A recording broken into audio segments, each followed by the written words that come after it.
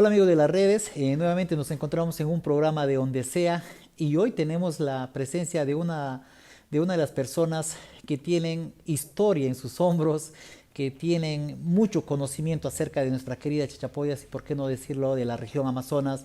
Me refiero a mi buen amigo Alejandro Alvarado Santillán que nos acompaña en esta edición. Alejandro, bienvenido. Muchas gracias, Jorge, estimado amigo Jorge Tinoco, por esta entrevista. Para mí es grato tenerte aquí en casa, como amigo que eres, que nos conocemos ya varios años. Y bueno, y conozco antes que a ti y tus hermanos, a tu estimada mamá, a doña Natita, que le guardo una gran estima, que lo conozco hace muchos años. Gracias Alejandro. Bueno, el día de hoy te visitamos precisamente porque queremos tocar varios temas. Tú eres una biblioteca andante aquí en la ciudad de Chachapoyas. Y hoy queremos compartir, por ejemplo, tus inicios acerca el apego hacia la historia, de investigar acerca de nuestras raíces aquí de la ciudad de Chachapoyas. Hace tiempo conversábamos y tú nos comentabas un chunto de historias de los jirones, ¿no? Y de Matías Arrimachi, que es algo que ha marcado un hito acá en la historia de Chachapoyas y del Perú. Coméntanos, Alejandro, tus inicios. Claro, bueno, yo tengo mi primer acercamiento al tema de la historia, es gracias a la narración oral o a todo lo que mi papá siempre me cuenta. Mi papá tiene 95 años de edad y bueno, es una persona que conoce bastante y le gusta no solamente el tema de la historia, sino también todo el tema cultural, incluso la arqueología, coleccionista él también incluso hasta de piedras, de fósiles. Y entonces todo eso me ha inculcado.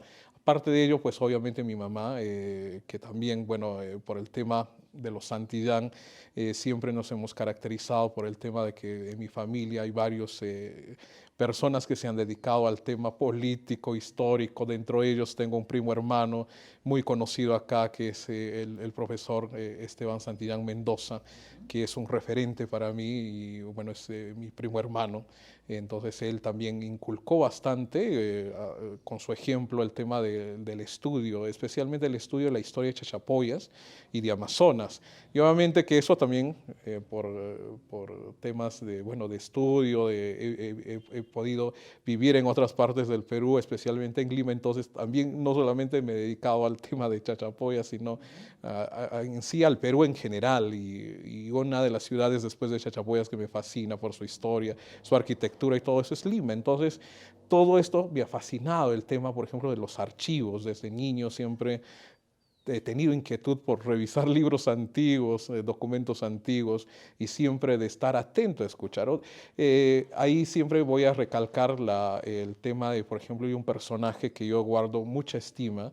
Él falleció hace 23 años, el profesor Gilberto Tenorio Ruiz, que él obviamente nos recibía en su casa y él siempre nos narraba y con fotografías, porque tenía un archivo fotográfico interesante. Entonces todo eso me conllevó, o me llevó, mejor dicho, al tema de dedicarme al tema de la investigación histórica y siempre estar ahí con el tema de la historia. No solamente la historia, sino también la parte etnográfica, la parte cultural, el tema de las vestimentas, textiles. O sea, son temas que me fascinan y que me llaman la atención. En una conversación que tuvimos en algún momento, tú nos comentabas acerca del Girón Hermosura, por ejemplo, su historia, ¿no? El Girón 2 de Mayo, el Girón Triunfo, obviamente todo el mundo lo conoce, pues, ¿no? El nombre y todo esto. Este tipo de historias, ¿habrá un proyecto, o habrá un texto, un libro, quién sabe, en el futuro que nos puedas comentar? Porque tú tienes tu página, El Baúl Chachapoyano, Por y su- ahí compartes tus Sí, historias. por supuesto, sí, el Baúl Chachapoyano lo creo, es, bueno, en fanpage de Facebook, que lo creo pues por el mismo hecho que muchas personas me pedían que publique y que haga estos temas de pequeños artículos, incluido fotografías antiguas. Entonces, bueno, hay un proyecto a futuro de recopilar todos estos artículos que he escrito a lo largo de todo el tiempo, de todos estos años que desde que regresé a Chachapoyas en el 2004. Entonces, hay mucho, hay temas de historia, como tú mencionaste, de las calles de la ciudad, de casas, casonas, de temas, por ejemplo, de personajes y temas anecdóticos. Siempre, por ejemplo, el tema de hermosura. Mucha gente no sabe por qué se llama hermosura. En realidad, hermosura es el nombre que surge en homenaje a estas distinguidas damas, las señoritas Burga, que vivían en la cuadra 7 del Jirón Hermosura, aquí a media cuadra de mi casa. Acachito, no, Sí, acachito. ahí Chito, como dije. Entonces ahí vivía doña Noema Burga y sus hermanas y eran bellas, eran mujeres hermosas como siempre han sido las mujeres chachapoyanas y amazonenses. Entonces ahí es cuando surge el tema de llamarles las hermosuras y uno de los prefectos decide, por acortejar a una de ellas, poner el nombre, la calle de la hermosura. Te voy a dejar en la historia, ¿cierto? Por supuesto, y ahí quedó la calle de la hermosura. Es una cosa anecdótica que no conocen muchos, igual que Junín y Ayacucho. Junín y Ayacucho es un homenaje a la participación de Chachapoyas en estas gloriosas batallas de Junín y Ayacucho. De chachapoyanos. Claro, que fueron, los chachapoyanos estuvieron desde el inicio, desde la formación del ejército peruano en la gloriosa batalla de Iguazurco, el 6 de junio de 1821, de ahí estuvieron en Pichincha, en el Ecuador, en Cepita, Junín y Ayacucho, y tuvieron una ardua participación. Eso ya lo sabemos muy bien gracias a investigaciones realizadas, no solamente por investigadores, historiadores de acá de Chachapoyas y Amazonas, sino también por investigadores del norte. Por eso es que durante la celebración del Bicentenario, se reclamó al Estado peruano que reconozca que el ejército peruano nació en el norte y justamente donde nació fue en la gloriosa batalla de Iguazurco. Y quienes formaron el ejército peruano eran gente que salió de acá, varones, salieron de acá de Chachapoyas, de los distritos aledaños, de Cajamarca, de La Libertad, y todo este grupo, este grueso de la antigua Intendencia de Trujillo. Entonces, todos ellos fueron durante todo este proceso de la independencia. Entonces, es importante, por eso es que estos dos jirones que están céntricos en nuestra ciudad, Junín y Ayacucho, llevan este nombre. Otro jirón que ahora, 2 de mayo, que originalmente se llama Los Vencedores del 2 de mayo. Y justamente está ahí la casa de la familia La Torre Jiménez, que ahí existe también la Virgen del 2 de mayo, que ellos celebraban, sus ancestros, porque el bisabuelo del doctor Jorge La Torre Jiménez, por ejemplo, él participó en el combate del 2 de mayo. Entonces ellos retornan a Chachapoyas y piden al prefecto que esa calle se denomine Vencedores del 2 de mayo, que actualmente se le conoce como el Jirón 2 de mayo. Por eso te decía al inicio de la entrevista que tú eres una biblioteca andante. Tienes mucho conocimiento en esta tierra. En algún momento a una personita muy especial que lo llevo en mi corazón, le expliqué más o menos un poco o le comenté un poco acerca del himno a Iguazurco. Y ella me dijo, pues bueno, ahora que me lo explicas ya tengo un cierto aprecio, cariño a Chachapoyas, pues, ¿no? Entonces, la batalla de Iguazurco ha marcado un hito en la historia, ¿cierto? Y en el Bicentenario ha sido mucho más, se ha realzado esto con la celebración que se hizo acá en Chachapoyas. La batalla de Iguazurco, mi hermano, ¿cómo lo ves tú? ¿Qué es lo que podrías decir a nuestros seguidores de nuestro fanpage sobre la batalla de Iguazurco? ¿Cuán importante fue para el Perú? La batalla de Iguazurco tiene una importancia, como lo dice muy bien el coronel en retiro del ejército peruano, Jorge Valdés Rodríguez, que siempre él pues, ha sido investigador no solamente de este hecho de la independencia, sino también de la participación de Chachapoyas en la infausta guerra con Chile o la guerra del Pacífico. Entonces, él menciona, y eso estoy de acuerdo, y que la batalla de Iguazurco tiene una trascendencia no solamente regional, sino para el país y también para América, porque fue la primera batalla y la única de importancia que se libró, o sea, de importancia, porque ha habido otros enfrentamientos dentro del territorio de la antigua Intendencia de Trujillo, con lo cual me refiero al norte, pero la más importante ha sido la batalla de Iguazurco, el 6 de junio de 1821, y esta va a ser de mucha importancia. ¿Por qué? ¿Por qué? Porque en primer lugar está Torre Tagle, el marqués de Torre Tagle, quien proclama la independencia de Trujillo el 29 de diciembre, el 29 de diciembre de 1820, proclama la independencia de Trujillo, y de ahí él pide obviamente que las demás provincias, porque en ese entonces solamente en este territorio, lo que es Amazonas, existía la provincia de Chachapoyas, entonces, o partido también como se le conocía. Entonces, todos estos partidos o provincias de la intendencia de Trujillo van a proclamar, comenzando de lo más cercano a Trujillo, a la costa. Entonces, las últimas que en proclamar su independencia van a ser Chachapoyas y Moyobamba. Entonces, Chachapoyas proclama su independencia el 14 de junio, disculpe, el 14 de enero de 1821. Entonces, de ahí viene el proceso, el tema de que nosotros estábamos cercanos en este caso, a la Comandancia General de Maynas, que estaba en Moyobamba, la sede en Moyobamba, donde estaba el ejército realista. Entonces, ahí estaba José Matos, y obviamente al enterarse ya después de la proclamación de la independencia en Chachapoyas, al enterarse que vienen los realistas, que eran un grupo de 600 realistas, y temerosos, porque ellos lo que querían es tomar Chachapoyas, recuperar Chachapoyas y recuperar así, unirse a los realistas de Otusco y de los otros pueblos de la Libertad, de Trujillo o de Cajamarca, y tomar al final Trujillo y sacar a Torre Tagle, con lo cual venía abajo todo el trabajo realizado por nuestros patriotas, en este caso Torre Tagle, juntamente con otros trujillanos y también incluyendo chachapoyanos. Entonces, ahí va a tener pues una importancia que Torre Tagle manda un batallón de 50 hombres donde estaban trujillanos, cajamarquinos y chachapoyanos desde Trujillo, al mando de Juan Valdivieso, el coronel Juan Valdivieso, y llegan acá y tienen que armar todo rápidamente, y ahí pues va a salir el apoyo importante del pueblo, de los patriotas, y especialmente de las mujeres. Las mujeres van a cumplir un rol muy importante. Lamentablemente, los documentos históricos no las nombran con nombre propio, pero sí en general, en todos los documentos históricos que hablan de la batalla de Iguazurco, hablan con bastante admiración y con grado de halago máximo a estas mujeres heroínas. Y obviamente ahí va a relucir Matías Arrimachi, que tiene toda una historia que se ha podido ya conocer más a fondo en los últimos años. Entonces la batalla de Iguazurco va a cumplir esa función de que no va a dejar que el ejército realista vaya más allá de Chachapoyas. Entonces un grupo, el ejército dice eran menor obviamente el ejército patriota, al cual se une el pueblo y las mujeres, y van a derrocar al ejército realista.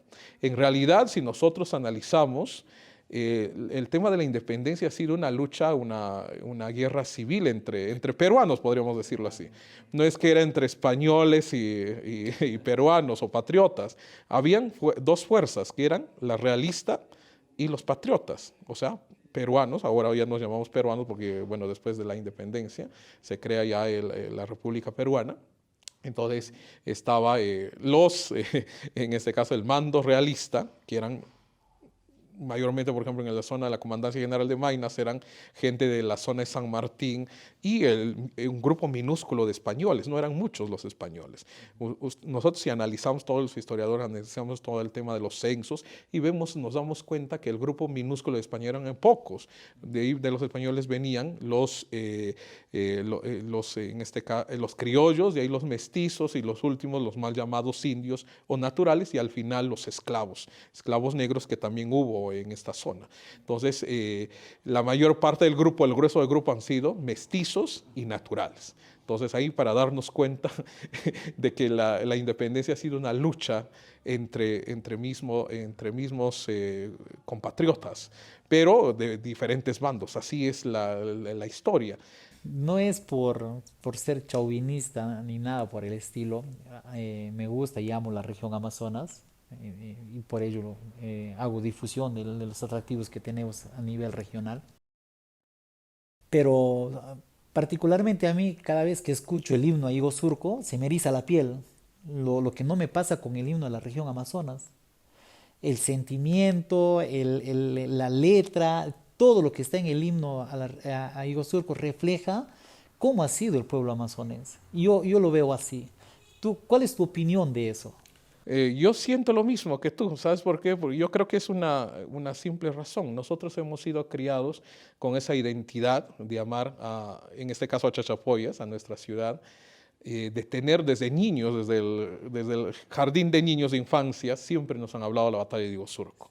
La batalla de Iguazurco y siempre Matías Arrimachi y el tema de la participación. Y siempre nuestra heroína, nuestra máxima heroína va a ser ella. Entonces, esa es la representante, su nombre ha quedado, no, mire, no está en los documentos históricos, pero sí hay documentos fehacientes de que ella sí existió en el Archivo Regional de Amazonas, igual que en el Archivo Histórico del Obispado de Chachapoyas, pero como ya mencioné, en el tema de la batalla de Iguazurco, lamentablemente, así siempre ha sido la historia, siempre la mujer ha estado rezagada en estos casos, pero sí las nombran en general sin poner nombres propios.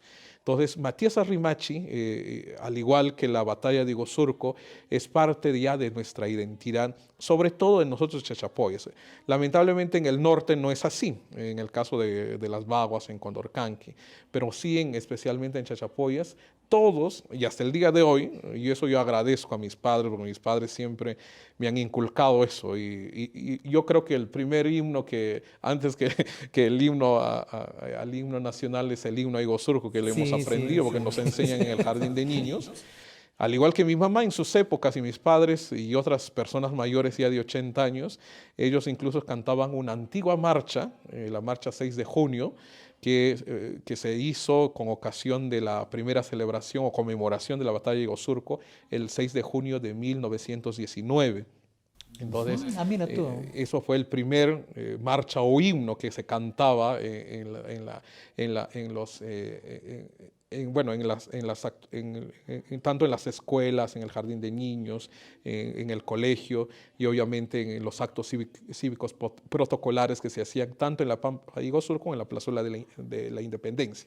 Y de ahí obviamente ya sale el tema del himno. El himno a Iguazurco tiene pues una letra, mucha metáfora, porque hace alusión a la época de Homero, a la Ilíada y la Odisea de Homero.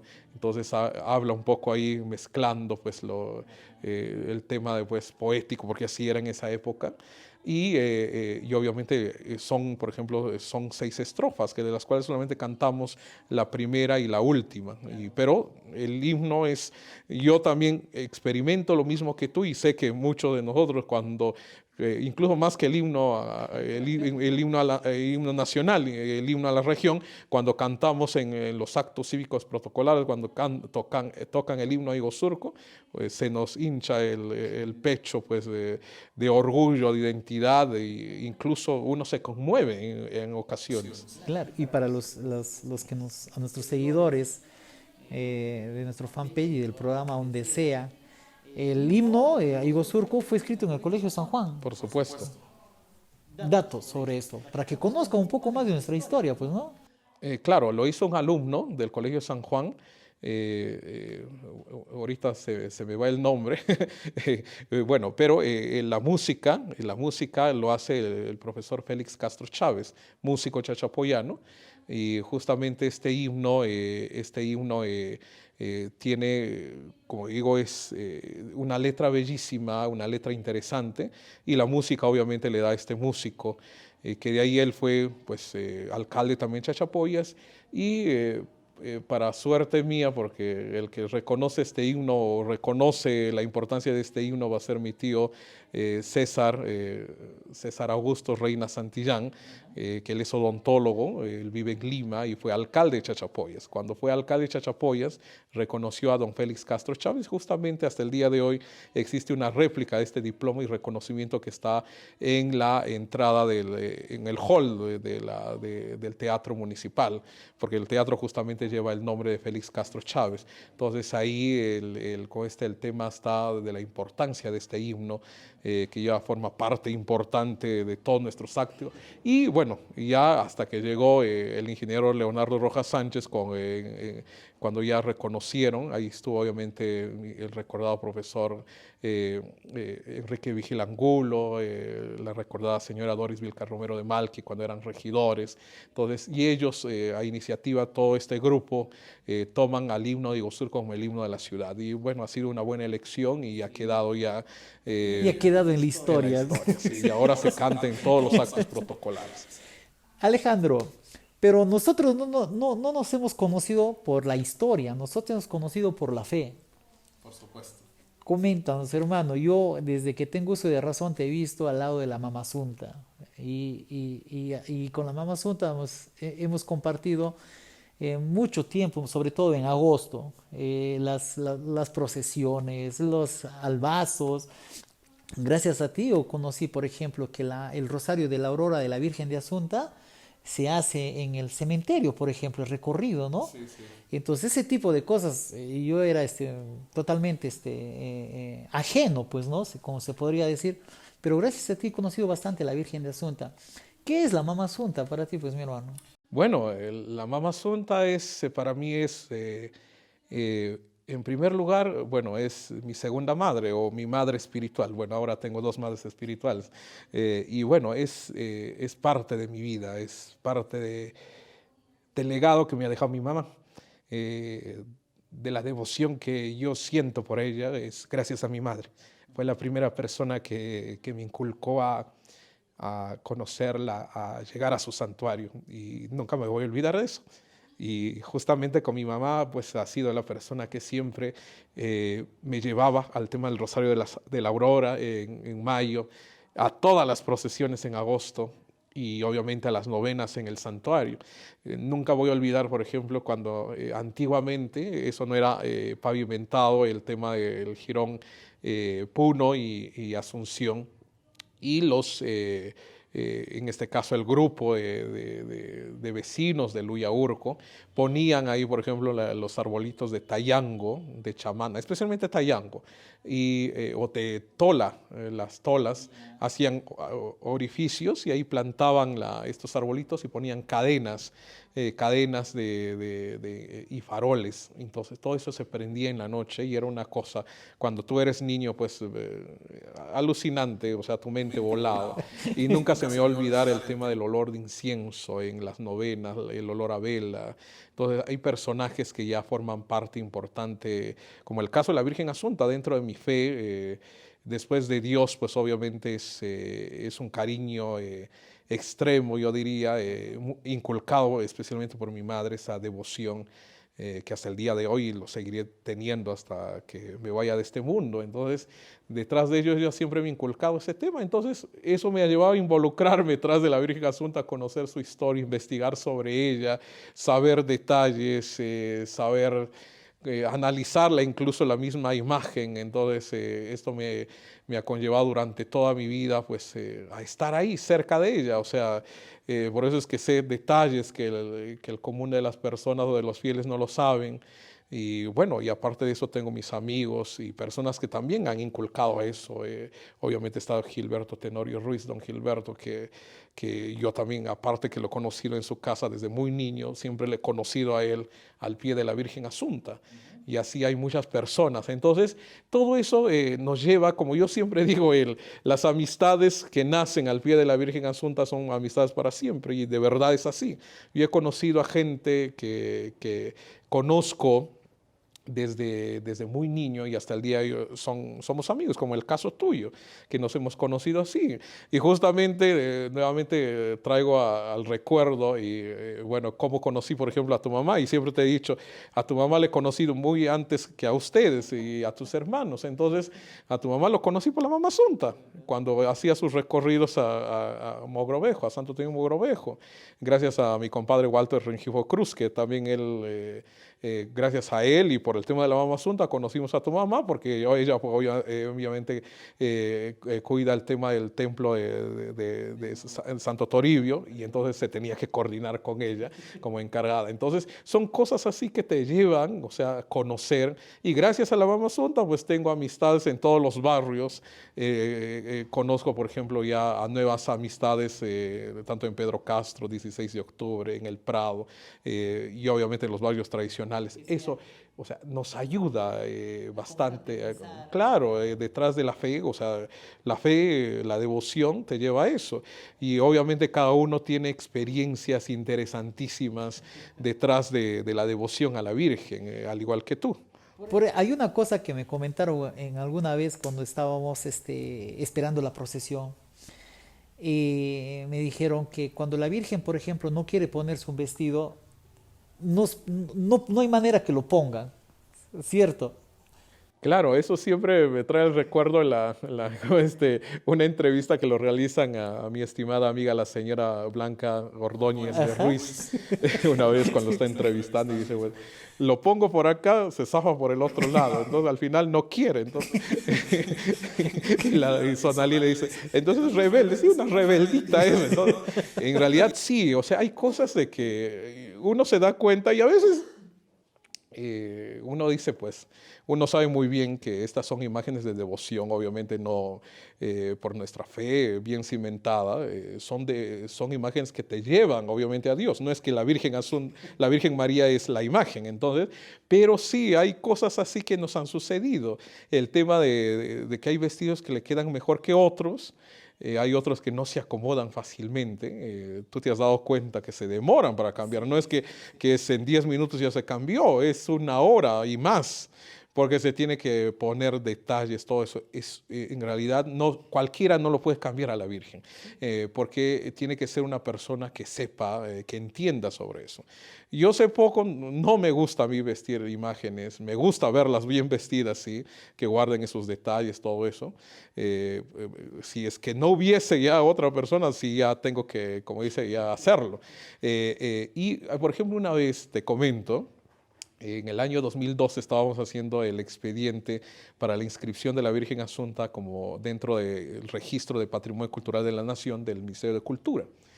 Entonces me solicitan de la Dirección de Patrimonio, en ese entonces yo era coordinador de la Escuela de Bellas Artes, y había mandado el expediente, y me dicen que necesitan fotografías a detalle de la imagen, pero sin la vestimenta, porque estas imágenes son de vestir, son de la época barroca, porque la Virgen Asunta en realidad es una imagen del siglo XVIII que llegó acá en 1842 de la escuela quiteña o de Quito, Ecuador. Entonces eso es una imagen que se tiene que fotografiar vestida y sin vestido. Y sin vestido es diferente, o sea, obviamente que no se muestra así al público porque es algo chocante. Me imagino, me Ajá, imagino. entonces, como dice, hay que guardar un poco de pudor. Por eso es que las personas se encierran cuando lo cambian. Entonces son 2, 3 personas que se encargan de eso.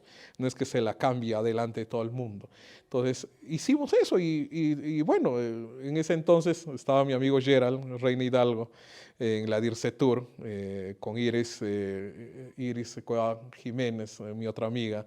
Entonces le digo, pues le solicito para que nos apoye. En ese tiempo estaba Oscar Gamarra de director y él me dijo, nos mandó a Yera. Y Yera pues un poco ahí, eh, primera vez también que la había visto así a la Virgen, pues un poco así que medio burlándose, no burlándose, sino algo chocante para él, pues, ¿ya?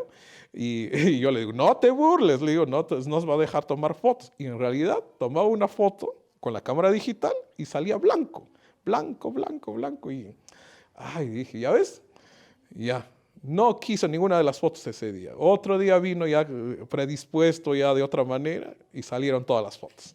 Entonces, porque se tenía que acostar a la Virgen, tomarle, por ejemplo, hay un detalle que no conocen la gente, las personas, los devotos. La Virgen Asunta, en la peana es la tablita donde está en este caso ya el bulto de la imagen, o sea, todo es madera. De la cintura hacia los pies es tiras de madera con tela encolada y el resto de la cintura para arriba es madera. Entonces, eso que nos quiere decir que cuando lo trajo don Julián Montesa en 1842, lo trajo desde la cintura hacia arriba, o sea, la cintura, los brazos, el rostro. Y el resto de la cintura hacia abajo lo hicieron acá en Chachapoyas, un artesano, un imaginero de la zona. Y hay un detalle que está en la peana que no se ve, se la tiene que echar a la Virgen, recostar, y ahí está la peana tallada y tiene una simbología muy interesante que es la flor galana, y un símbolo que es un medio círculo, una media esfera o medio círculo, que este símbolo es muy común en el arte virreinal y republicano del sur de Amazonas, e incluso en las puertas. Justo acá en el Jirón Recreo había una puerta que lastimosamente ya no existe, en los últimos años la han sacado. Justamente del Jirón Amazonas hacia abajo en Recreo había una puerta que tenía esta misma simbología. La flor galana es un símbolo traída de Europa, que representa en este caso un símbolo de protección ante el mal, que se colocaba en los dinteles de la puerta o en las puertas.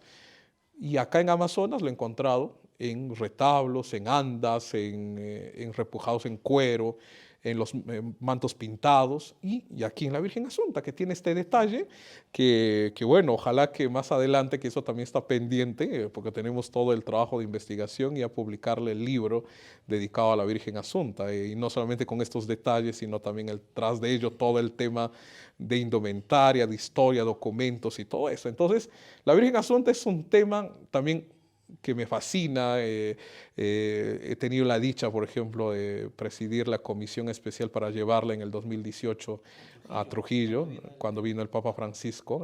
Nunca me voy a olvidar ese 20 de enero del año 2018. Entonces, ha sido unas fechas muy bonitas, de un recuerdo para mí, para toda la vida, que en realidad por casi una semana la Virgen Asunta estuvo a mi cargo, o sea, yo tuve que firmar todos los Desayuno, documentos almuerzo y merienda con la con Virgen. la Virgen Asunta y no descuidarla, porque si no me venía la ley encima, especialmente el Ministerio de Cultura, Claro. porque tuvimos que sacar permiso, especialmente me autorizó con una carta a Monseñor Emiliano Cisnero Martínez, que confía en nosotros, con una carta donde nos daba, en otras cuentas nos daba, por una semana éramos los dueños de la Virgen. Los amos y señores.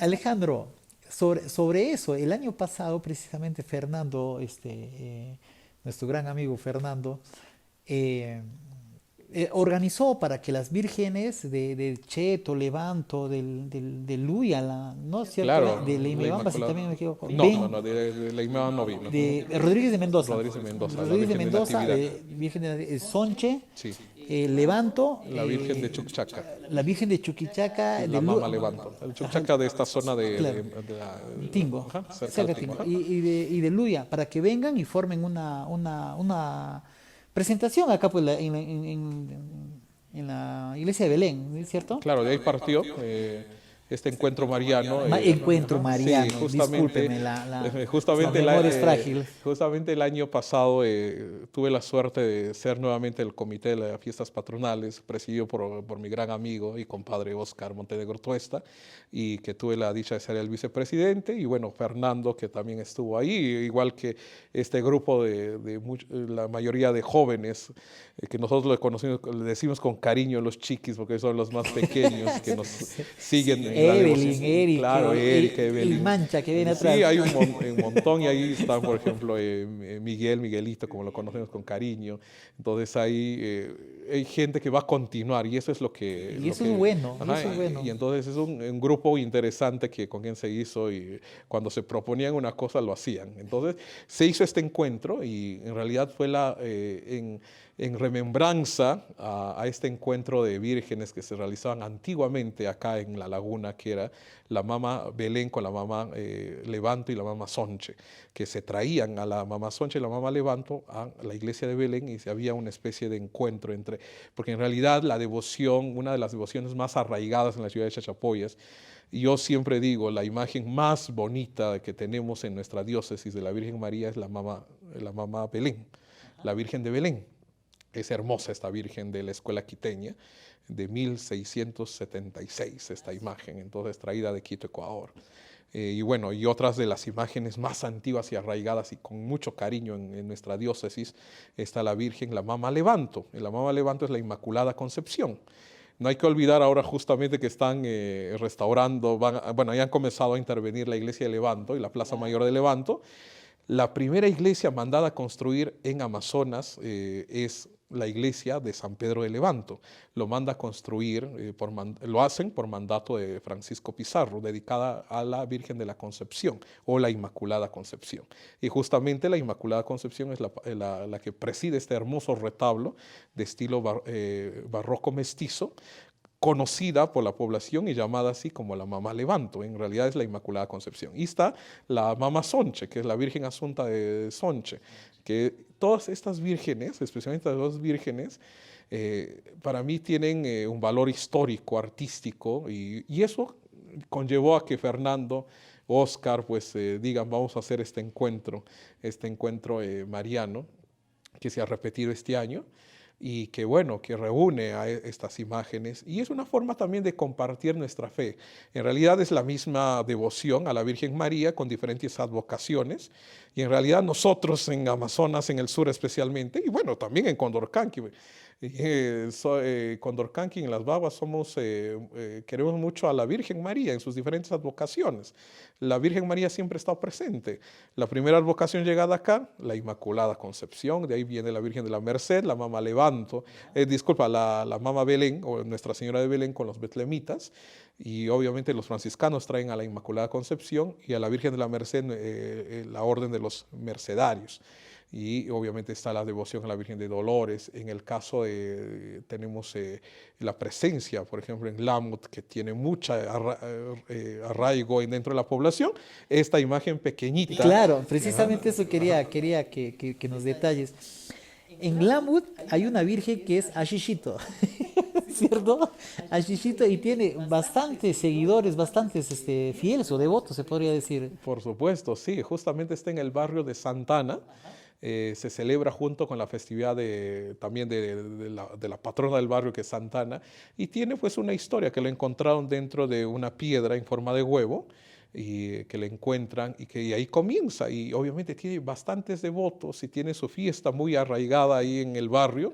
Te dio la dicha este año, mírate, a los pocos días que falleció mi mamá, en julio, nosotros nos habíamos comprometido con los fieles de la Virgen, y obviamente nosotros como maristas nos íbamos a negar de comprometer, así como ellos vinieron, nosotros devolverlos y fuimos a arreglar el anda de la Virgen del Inmaculado Corazón de María y de Santa Ana. Y obviamente compartimos yo siempre quiero recalcar eso de cómo nuestros pueblos, especialmente en Lamut y los alrededores, cómo conservan hasta el día de hoy todavía muchas de sus costumbres. Son distritos, en el caso, por ejemplo, la comida, que hasta el día de hoy se sirve los 7 o 12 potajes, la presencia del servidor, de la piombra, el amasijo, eso es tan rico. Cultura viva. Claro. Sinceramente es cultura Entonces, viva. a mí ha sido tan enriquecedor después de tener pues este dolor de haber perdido a mi mamá, ir y pasarlo con ellos, este tema, a pesar del dolor. Ahí están las aulladoras, por ejemplo, las que cantan, las señoras que cantan en el tema del ate, en el ate, por ejemplo, en las festividades, la humilla, en Luya Lamut, en Tricta, en todos estos alrededores. Entonces, para mí eso te ayuda, o sea, te empapa, te hace enriquecer, en este caso espiritualmente, vivenciar estas costumbres. Amazonas, y todo Amazonas, yo creo, y especialmente en los pueblos que existen en el sur de Amazonas, tienen tanta riqueza de cultura viva, tradicional, religiosa, histórica. Entonces, es un mundo, como estábamos conversando en otra ocasión. Ajá.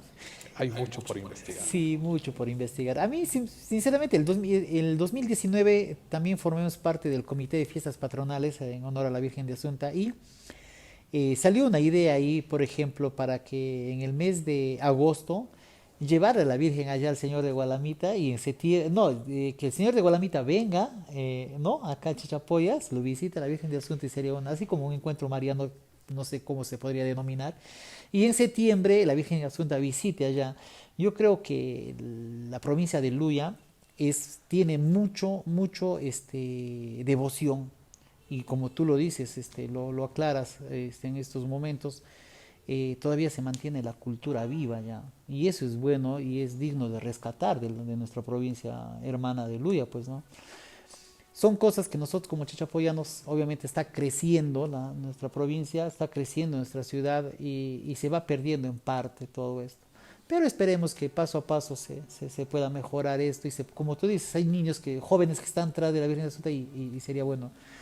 Yo, Alejandro, sinceramente feliz de poder conversar contigo, de poder tener un poco, de nutrirme un poco más de conocimiento y también a nuestros amigos seguidores que puedan eh, conocer y saber un poco más de nuestra tierra. Muchas veces vivimos acá y vivimos por vivir, pues se podría decir, no se conoce de nuestra historia. Y bueno, eh, ¿algún proyecto a corto o a largo plazo, Alejandro? Por supuesto, está pendiente culminar el tema de la investigación de Matías Arrimachi. Para mí ha sido un logro en estos últimos años y justamente durante la pandemia investigar más a fondo a este personaje. Para mí siempre, como te mencioné, es un personaje que a la par de que yo le conocí a ella me hizo que me conozcan a mí también en otros, no solamente en Chachapoya, sino en Trujillo y en Te Lima. abrió las puertas al Ajá, Perú. sí, de verdad. Bueno, Literalmente. por el tema de esta investigación. Obviamente por otros temas soy conocido, por otros temas que he podido trabajar, pero en este caso yo le tengo un gran cariño y aprecio a este personaje. Eh, entonces está pendiente esto, terminar la investigación y publicar un libro dedicado a Matías Arrimachi, con datos muy importantes sobre este personaje histórico. Y bueno, el primero que comenzó a investigar fue el contraalmirante Tomás Pizarro Rojas. Justamente él encontró una primera partida de cuando ella fue madrina en 1829, que está y nuevamente encontré esta partida en el archivo del obispado. Y bueno, y de ahí hay otras cosas interesantes, por ejemplo, que lo he publicado en pequeños artículos en el fanpage del Baúl Chachapoyano, en mi página personal, en mi Facebook personal, disculpa. Y entonces, y que lo he publicado también ya en artículos en libros, en revistas, en el Congreso de la República también, que ya se ha dado a conocer.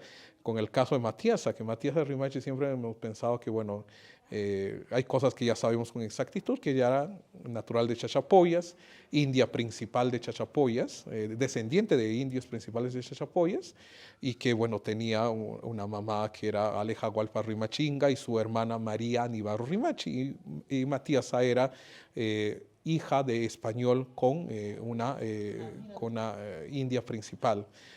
Por eso es que el nombre completo de Matías es Matea Landa Rimachi. Entonces ellas han sido mujeres empoderadas para la época, de acuerdo a los documentos que hemos encontrado, tenían propiedades en el barrio de La Laguna y tenían en este caso, por ejemplo, la casa en la zona de La Zapra. Más o menos podríamos deducir que estaba su casa donde ahora está esta manzana, donde está la iglesia adventista, o sea, la intersección de Girón Grau con Triunfo, eso es La Zapra hacia abajo. Entonces ahí vivía Matías. Ahí. Y bueno, tuvo un hijo que fue el sacerdote Juan Aguilar, que participó también activamente en el tema de ya el proceso de consolidación de la independencia. Y de hecho que obviamente que estuvo activamente participando durante la proclamación de la independencia de Chachapoyas, la batalla de Iguazurco, pero él más sale a relucir junto al coronel Nicolás Arriola en 1822 en los enfrentamientos que hubo en la zona en la actual región de San Martín. En la batalla de La Habana él fue herido durante este proceso que se llamó de la división pacificadora para erradicar las fuerzas realistas en el nororiente peruano. Entonces ahí él queda herido, retorna a Chachapoyas, vive hasta 1846 y justamente llega a ser secretario del primer obispo de Chachapoyas, de Monseñor José María Arriaga. Ha sido administrador del Colegio Seminario o del Seminario Jesús María, actualmente el Colegio Seminario, y entonces él, toda su herencia que él recibe de su tía María Nibarro y de su mamá, lo deja para la iglesia. Entonces dentro de ellos, por ejemplo, está el Fundo San Antonio, lo que era el área de conservación privada, que eso fue originalmente de María Nibarro Rimachi, la hermana de Matías Arrimachi. Entonces, lamentablemente, la época cuando muere Matías Arrimachi, el libro de partidas de defunción no existe, por eso con exactitud no se sabe en qué fecha murió. pero presumo que haya sido sepultada en la iglesia de la Merced, al igual que su hermana María Nivarro Rimachi. Entonces hay cosas así, más cosas interesantes en torno bueno, al matrimonio con quien se casó Matiasa, porque no tuvo más hijos. Bueno, el primer hijo que tuvo fue un hijo natural con el señor José Aguilar, pero de ahí ella se casa con otro, bueno, con otro personaje, otro español, y de ahí queda viuda. Entonces hay todo un tema interesante porque eran mujeres, mírate, para ser mujeres mestizas, y bueno, aparte de ser mestizas y mujeres, tener varios documentos en el archivo regional sobre estas mujeres nos da la importancia que han tenido, que han sido mujeres empoderadas y que obviamente lo mismo que nos habla la parte narrativa oral que Matías apoyó el tema económico. Entonces tenía una buena posición económica para poder apoyar, ya sea con joyas o con lo que ella quisiera, el proceso de la independencia de Chachapoyas. Si bien es cierto el libro de defunción y no se sabe a ciencia cierta, no se sabrá, quién sabe, cuándo ha fallecido, pero viven todos nosotros, pues, ¿no? Eso es lo Se cierto. quedó la historia. Claro, eso es lo que pasa. Mírate, ¿por qué Tomás Pizarro Rojas comienza a estudiar o a investigar sobre Matías Arrimachi? Porque él menciona en su estudio, él presenta, él fue el primero que da a conocer, bueno, en Lima, la importancia de la batalla de Osurco y la participación de Chachapoyas en la independencia del Perú.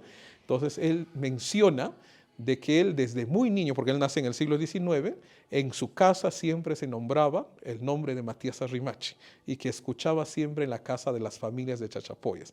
Eso entonces ha cumplido un rol muy importante, la transmisión oral de generación en generación desde 1821 hasta la actualidad, cómo se ha ido transmitiendo esta versión oral.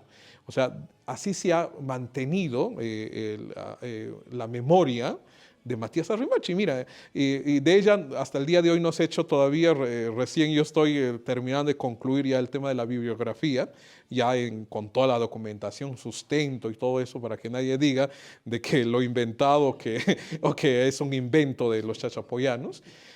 Y el mejor reconocimiento que hemos podido lograr para Chachapoyas en este bicentenario creo que ha sido que Matías Arrimachi sea reconocida como mujer del bicentenario y que está a la altura de María Parado Bellido, de Micaela Bastidas y de las otras heroínas.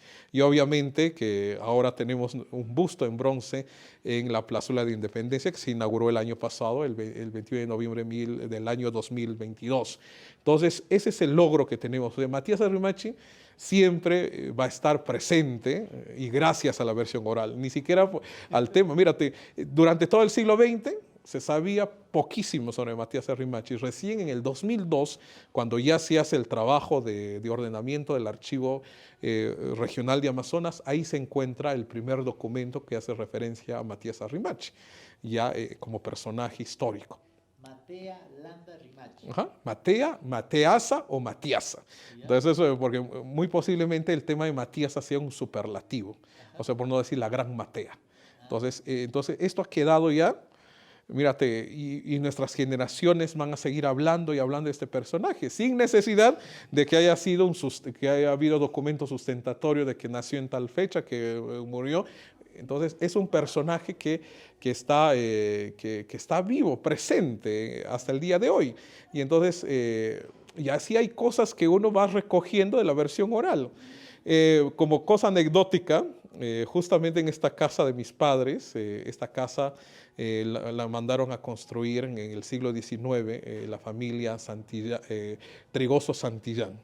Y una época estuvo aquí todos estos documentos históricos que están ahora en el archivo regional de Amazonas, porque justo acá se inició la notaría de don Roberto Trigoso Santillán, que fueron los dueños iniciales de esta casa. De ahí, bueno, lo compran mis tíos abuelos, don Jerónimo Santillán y Paula Vega de Santillán, y de ahí pues obviamente a mis padres más adelante. Entonces, con decirte que donde ahora es mi habitación en esta casa, ahí funcionaba, estaba el archivo y ahí estaban todos estos documentos con referencia a Matías Arrimachi, a la batalla de Iguazurco.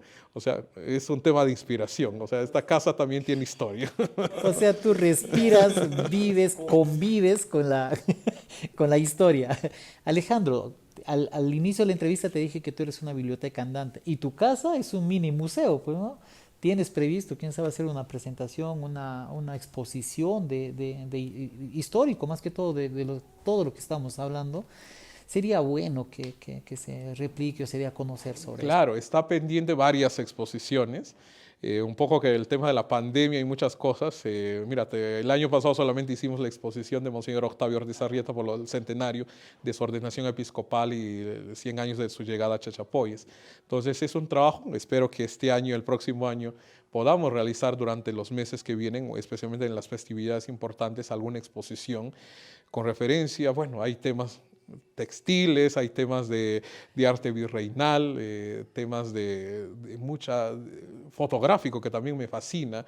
Tengo la suerte de ser sobrino de uno de los importantes fotógrafos de Chachapoyas, como ha sido don Augusto Jiménez Ríos, y de mi tío Ubicho Cabañas Alvarado, que es el primo hermano de mi papá. Y mi papá también aficionado a la fotografía. Entonces, siempre me ha llamado la atención. Esperemos en este caso, en este año, hacer una exposición muy bonita, por ejemplo, el tema fotográfico. Hay fotos inéditas sobre Chachapoyas todavía que no se han mostrado. Por ejemplo, el tema de familias, historias familiares en fotografía.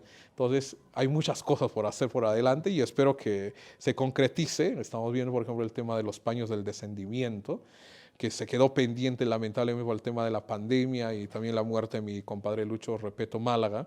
Con él estábamos preparando una exposición en Lima para el tema de los mantos pintados o los paños del descendimiento de Chachapoyas. Queríamos mostrar por lo menos unos 20 en Lima. De repente más adelante se puede hacer con el MALI, con el Museo de Arte de Lima, que ellos también hacen muestras de mucha importancia. Vamos a ver si se concretizan todos estos proyectos personales y también, más que todo no personal, porque al fin y al cabo es para dar a conocer más sobre Chachapoyas y Amazonas. Claro, cuenta con nuestro apoyo, como siempre, Alejandro, y ahí cualquier cosa estamos llanos a poder darnos la mano. Yo nuevamente feliz de compartir contigo esta entrevista y nutrirme de conocimiento y sobre todo alegre por dar a conocer a nuestros seguidores sobre todo esta historia de nuestra tierra, pues, ¿no? Alejandro, ¿cuál sería tu mensaje a todos nuestros seguidores? ¿Qué les quisieras decir? Bueno, lo que quisiera decirles es que quieran bastante a Amazonas, a Chachapoyas y a todas nuestros distritos y provincias. Somos una región rica, no solamente en el tema arqueológico, restos arqueológicos, en el tema natural y también, sobre todo, en el tema de la cultura viva. Somos una región de mucha historia, de mucha trascendencia dentro de la historia del Perú y tenemos mucho por hacer por nuestra región, por nuestras provincias, por nuestros distritos.